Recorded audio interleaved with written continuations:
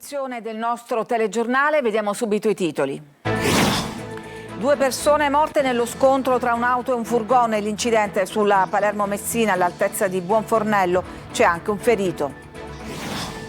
Trovata senza vita tra le macerie anche Francesca Mannina, l'altra siciliana che risultava dispersa dopo il sisma in Venezuela. 5.000 euro al mese trattabile è la richiesta degli estorsori ai commercianti di Palermo. Dio Pizzo lancia una campagna di sensibilizzazione. Denunciate, non siete soli. La strage di Ustica, 81 le vittime dell'incidente aereo di 46 anni fa. Il presidente Mattarella dice un dovere irrinunciabile cercare la verità. Iniziati i lavori di restauro della Cappella di Sant'Agata nella cattedrale di Catania. Riemerge la bellezza dei colori originali, lo splendore del cancello dorato e lo stemma.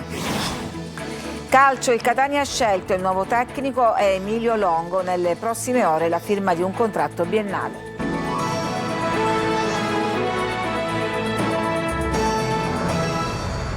Dunque c'è stato un incidente stradale sull'autostrada Palermo-Messina all'altezza di Buonfornello. Nello scontro tra un furgone e un'auto sono morte 2 persone, una terza è rimasta ferita. Marco Gullà. Ancora una tragedia, ancora un incidente mortale, 2 morti e un ferito sulla Palermo-Messina all'altezza di Buonfornello, uno scontro violentissimo tra un'auto e un furgone. L'incidente si è verificato nel primo pomeriggio e secondo una prima ricostruzione ancora al vaglio della polizia stradale, un'autovettura avrebbe invaso la corsia opposta, dove è in vigore uno scambio di carreggiata per lavori, scontrandosi frontalmente con un furgone. A perdere la vita il conducente dell'autovettura, un uomo di pettineo, e il passeggero del furgone, un palermitano di 45 anni. Nel frontale una terza persona, un palermitano, è rimasto ferito ed è stato trasportato d'urgenza all'ospedale civico del capoluogo siciliano in elisoccorso. Sul posto sono intervenuti i vigili del fuoco, il personale sanitario, la polizia stradale e gli addetti di Autostrade Siciliane. Per consentire le operazioni di soccorso e i rilievi è stata disposta l'uscita obbligatoria sulla strada statale 113. Il traffico ha registrato pesanti rallentamenti. Il sindaco di Cefalù, Davide Tuminello, ha invitato gli automobilisti alla massima prudenza. La strada è di tutti, lo rivendicano associazioni, appassionati e sportivi che stamattina a Catania si sono dati appuntamento a Piazza Roma con un corteo a 2 ruote per ricordare tutte le vittime della strada. Questo il loro manifesto. Siamo venuti qui dopo le tragedie di Adele e di Mirela perché noi come sportivi le sentiamo vicine, perché facevano gare e il ciclismo era il loro sport. Però siamo qui per tutti coloro che sulla strada hanno perso la vita. In bici, a piedi, in auto o in moto non c'è scampo oggi in strada. La frequenza degli incidenti anche mortali denuncia una situazione ormai insostenibile in un paese che dovrebbe essere civile. La strada è invece teatro di una lotta per il potere, portata avanti con prepotenza, a suon di soprusi, violenze, in barba a qualsiasi articolo del codice della strada, senza alcun obiettivo che non sia guadagnare una posizione più avanzata in fila o un minuto di anticipo alla destinazione finale. E poi la distrazione, la superficialità, l'incoscienza. Nei riguardi dei ciclisti in particolare, addirittura intolleranza, insofferenza, immotivato ed irragionevole odio. È stata trovata morta la donna di origini siciliane che era data per dispersa in Venezuela. Si tratta della seconda vittima di origini siciliane dopo Giuseppe Colajanni. Sentiamo Orazio Longo. Il cadavere è stato estratto dalle macerie del residence Pinaiga alla Guaira alle porte di Caracas dopo che i parenti per ore avevano setacciato gli ospedali e diffuso appelli sui social. Francesca Mannina non ce l'ha fatta. È la seconda vittima siciliana del forte sisma che ha colpito il Venezuela dopo Giuseppe Colajanni, il 56enne originario di Calascibetta che prima di morire è riuscito a mettere in salvo la moglie. 42 anni, laureata in commercio internazionale e impiegata nella macelleria di famiglia, Francesca è rimasta intrappolata sulla soglia del proprio appartamento mentre tentava di trovare una via di salvezza. Il marito è invece riuscito a farcela, ma si trova ora in stato di shock. La donna era originaria di Balestrate, in provincia di Palermo. In paese la notizia della sua morte ha suscitato un'ondata di cordoglio e commozione. Molti la ricordano come generosa e altruista. Il sindaco ha espresso pubblicamente cordoglio alla famiglia attraverso i social, sentimenti di solidarietà e partecipazione, con l'auspicio che chi è ancora coinvolto possa essere tratto in salvo e che le famiglie trovino la forza di affrontare questo difficile momento, ha scritto. Francesca Mannina risultava dispersa dal 24 giugno, giorno del violento sisma che ha provocato crolli e distruzioni in diverse aree del Venezuela. Secondo quanto riferito dai familiari, nelle ore successive al terremoto, la donna si trovava all'interno di un edificio interessato dal crollo e stava cercando di mettersi in salvo quando si sono perse le sue tracce. Nel Siracusano si cerca una ragazzina di 15 anni che si è allontanata da una comunità. Della ragazza non si hanno più notizie da ieri mattina. Tonino De Mano.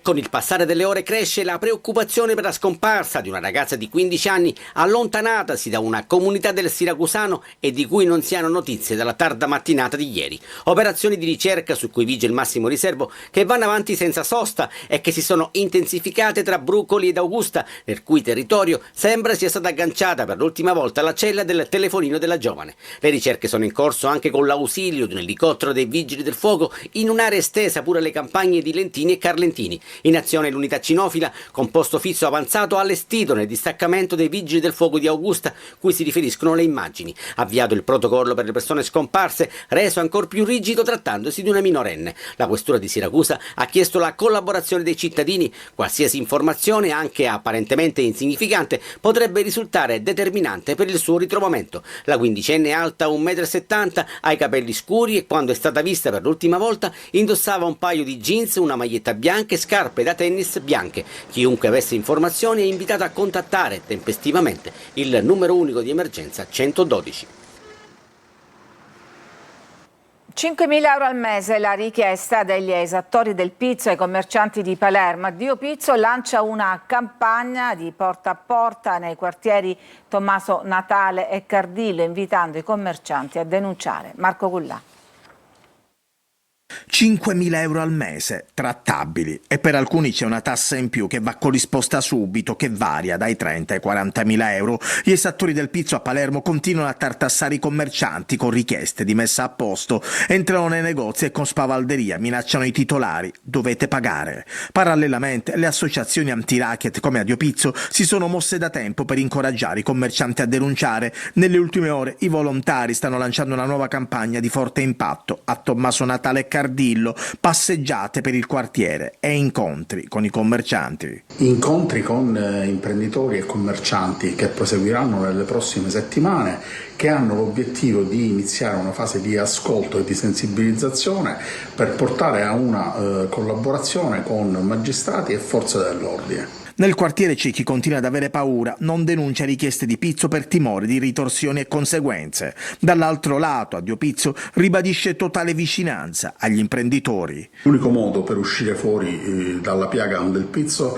è quella di essere uniti con una denuncia collettiva.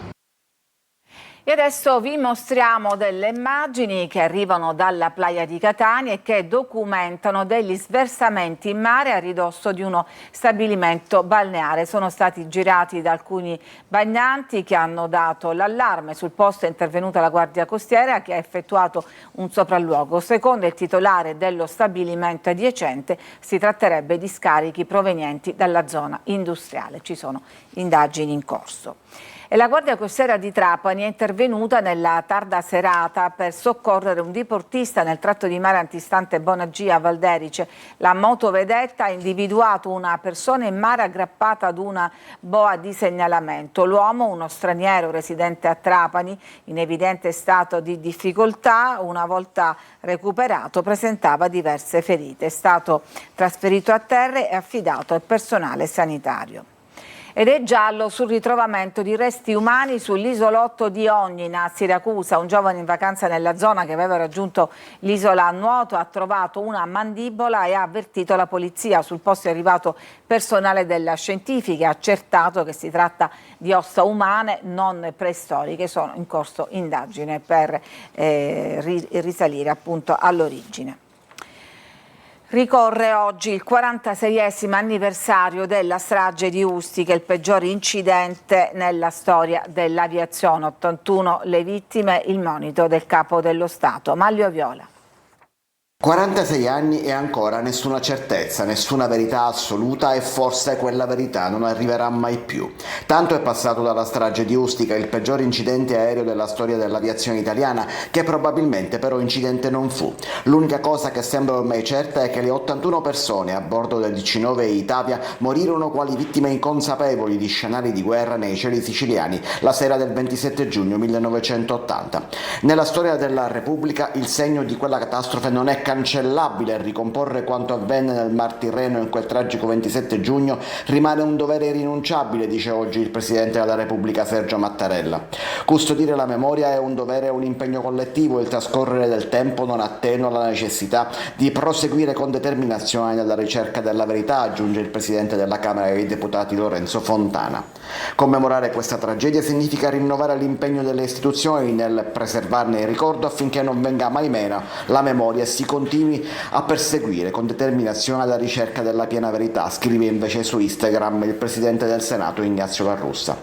Un barlume di verità ufficiosa in realtà c'è, anche se non riconosciuta. Durante la battaglia nei cieli siciliani fra MiG libici e caccia francesi, uno di quei MiG libici passò a velocità supersonica, troppo vicino all'aereo civile. L'onda d'urto danneggiò irreparabilmente entrambi i velivoli che precipitarono, il DC-9 nel mare di Ustica, il MiG in Calabria sui monti della Sila, ma nessuno confermerà mai che andò così. Sulla privatizzazione dell'aeroporto di Catania è intervenuto il presidente di Confcommercio Catania, Pietro Agen. Mi auguro, ha detto, che venga venduto in modo trasparente e chiaro, non ci siano tangenti, nemmeno l'ipotesi di una tangente. Al presidente della SAC Torrisi ha aggiunto, dico, di ricordarsi delle regole di trasparenza e di correttezza. Mediobanca ci aveva detto che avrebbe venduto in 60 giorni, impiega poi 4 anni per inventarsi un nuovo bando di gara. C'è qualcosa, conclude Agen, che mi lascia perplesso. Iniziati i lavori di restauro della cappella di Sant'Agata, è già possibile ammirare la bellezza dei colori che stanno tornando all'originale dal suggestivo cancello dorato e lo stemma. Sentiamo Orazio Longo. Abbiamo proprio voluto iniziare con il recupero dell'antica porta tutta in oro zecchino, con parte interna di tutta la decorazione lapidea. Un apparato decorativo composto non solo da marmi dorati ma anche da colonne in alabastro e oro, oltre al ritorno all'antico splendore dei grifoni presenti nella struttura. Si è dato ufficialmente il via ai lavori di restauro della cappella di Sant'Agata, un intervento che mira a restituire il suo originario splendore a un luogo di alto valore non solo religioso ma anche storico e artistico. I lavori, che si trovano attualmente in una fase preliminare, proseguiranno speditamente dopo le celebrazioni del 9° centenario della traslazione delle reliquie di Sant'Agata. Possiamo già ammirare la bellezza dei colori che vengono restituiti al loro primitivo splendore, il cancello di Sant'Agata dorato e poi lo stemma di Fernando de Acugna in questa cappella realizzata con le sue decorazioni principali nel 1495 dalla moglie Maria d'Avila. Il progetto è stato reso possibile grazie al contributo della Regione Siciliana. Dopo poco meno di 6 mesi scorre nuovamente la lava in area sommitale, una colatina lenta, timida, carina, insomma una cosa già vista e rivista in questi ultimi tempi, lo afferma su Facebook il vulcanologo dell'INGV di Catania Boris Benck. Una cosa particolare di quella che definisce una eruzioncina è che è figlia della voragine, non del solito cratere di sud-est ma nemmeno del nord-est, alla cui base orientale sta fuoriuscendo.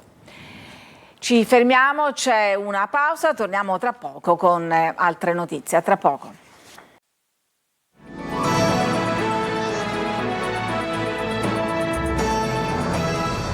Dopo 3 giorni del Village Pride con laboratori, concerti, DJ set e un market dedicato all'artigianato queer, il Gay Pride di Catania entra nel vivo con il corteo in programma oggi pomeriggio in via Etnea. Lo slogan scelto per questa edizione è Viva la Repubblica antifascista, con un focus sui temi dell'autodeterminazione e del contrasto ad ogni forma di discriminazione. Una battaglia che rompe gli schemi. All'Università di Catania arriva il congedo mestruale per le studentesse che soffrono di dolori invalidanti durante il ciclo. Desiree Ferlito. L'Università di Catania apre la strada a un tema che fino a pochi anni fa era quasi un tabù, il congedo mestruale. L'Ateneo Etneo è tra i primi in Italia ad aver introdotto una misura a tutela delle studentesse che soffrono di dismenorrea severa, ovvero dolori mestruali particolarmente invalidanti che possono rendere difficile seguire le lezioni o sostenere gli esami. Potrebbe sembrare una battaglia che riguarda soltanto le donne e invece a portare avanti la proposta all'Università di Catania sono stati un gruppo di studenti, tutti maschi. Noi siamo due facce della stessa medaglia, uomini e donne, quindi il fatto di dover costantemente pensare che siamo contrapposti piuttosto che complici in una società che poi deve mirare al benessere comune è proprio il punto chiave. Le tue colleghe donne, le ragazze, cosa ti hanno detto? Sicuramente hanno ringraziato perché era una cosa che non ci si aspettava, è una cosa che in realtà si vocifera da tempo, c'è chi lotta per queste cose, ci siamo riusciti e quindi chiaramente sono contenta. Per accedere al congedo sarà necessaria una certificazione medica che attesti la patologia, evitando così che le assenze possano trasformarsi in un ostacolo al percorso di studi. Più di un segnale è un atto concreto. In Italia non esiste ancora una legge che disciplini il congedo mestruale per studentesse e lavoratrici, anche se negli ultimi anni alcune scuole, grazie all'autonomia scolastica, permettono 2 giorni di assenze in caso di dismenorrea grave. Una battaglia senza sesso che supera un retaggio culturale e lancia un messaggio preciso. Forse è l'ora di cominciare a capire che se vogliamo realmente costruire qualcosa dobbiamo cominciare a farlo tutti insieme, guardando nella stessa direzione. I comuni di Modica, Ragusa e Vittoria hanno ottenuto la Spiga Verde, il riconoscimento di Confagricoltura, ma chi vive nei campi lotta ogni giorno con un prezzo di mercato che non riesce nemmeno a coprire le spese. Veronica Barbarino. Il riconoscimento Spighe Verdi assegnato da FEI Italia e Confagricoltura ai comuni rurali più virtuosi quest'anno in Sicilia è andato solo ai 3 comuni Iblei. Modica, Ragusa e Vittoria si confermano infatti tra le eccellenze italiane per sostenibilità in agricoltura e gestione del territorio. Dall'uso del suolo alla valorizzazione delle produzioni tipiche, dalla gestione dei rifiuti alla tutela del paesaggio. Sono numerosi gli indicatori di sostenibilità per acquisire il riconoscimento e gli imprenditori agricoli iblei hanno saputo dare lustro alla Sicilia. Ma per chi lavora ogni giorno nei campi il vero traguardo resta un altro: ottenere un prezzo equo per ciò che produce. Il mercato non apprezza le eccellenze che noi produciamo, i sacrifici di tanti agricoltori, la grande esperienza, la grande professionalità. Oggi siamo noi intorno ai 26-28 centesimi prezzo alla vendita del grano, quando per produrre il grano oggi sono necessari almeno dai 30 ai 38 centesimi, costi di produzione vivi. Non so quali saranno i propositi per cominciare le prossime campagne, le prossime annate agrarie. Senza una giusta remunerazione, quindi, diventa sempre più difficile continuare a custodire quel paesaggio e quella qualità che oggi fanno conquistare al territorio ebleo un riconoscimento nazionale. La Valle dei Templi per il 4º anno di fila registra oltre 1 milione di visitatori ed entra nuovamente nella top 10 dei luoghi della cultura. Lo rimarca l'assessore regionale ai beni culturali Francesco Scarpinato, ricordando che nel Fondo per lo sviluppo e la coesione 2021-2027 sono stati messi in campo 183 milioni di euro distribuiti nelle 9 province grazie a 57 progetti di ampio respiro. Ci fermiamo, c'è adesso una pausa, torniamo tra poco con la pagina sportiva per parlare del nuovo tecnico del Catania.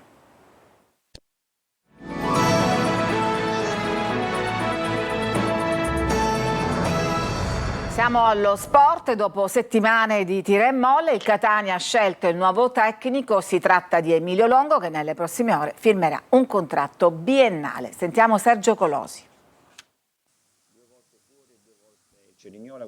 Emilio Longo, salernitano di 52 anni, è il nuovo allenatore del Catania. L'accordo è stato già raggiunto, l'ufficialità nelle prossime ore, forse ad inizio settimana. Il Catania lo chiama, lui risponde presente, senza dubbi o perplessità. Ha dimostrato di volere fortemente il club rossazzurro, un fattore in più dopo le estenuanti trattative con Fabio Caserta e Pietro De Giorgio. Contatti sempre più frequenti negli ultimi giorni, intesa su tutto, la storia e le ambizioni della società di Pelligra hanno fatto la differenza. Dopo l'addio al Crotone e il passo indietro con il Foggia, ha scelto Catania. Stimato, preparato e motivato, ecco la grande occasione che sino ad oggi non era arrivata.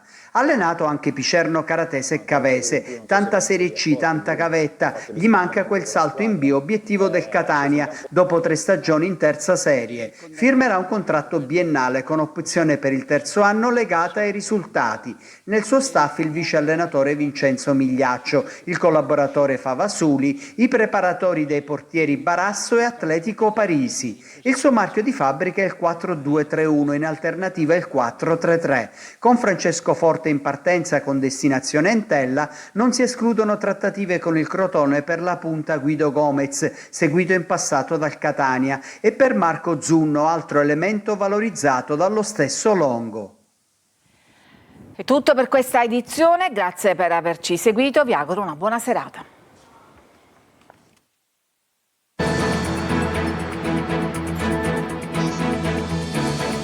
Entra nel mondo dell'informazione con l'app Sicilia Web. Resta sempre aggiornato con le news e le live in diretta.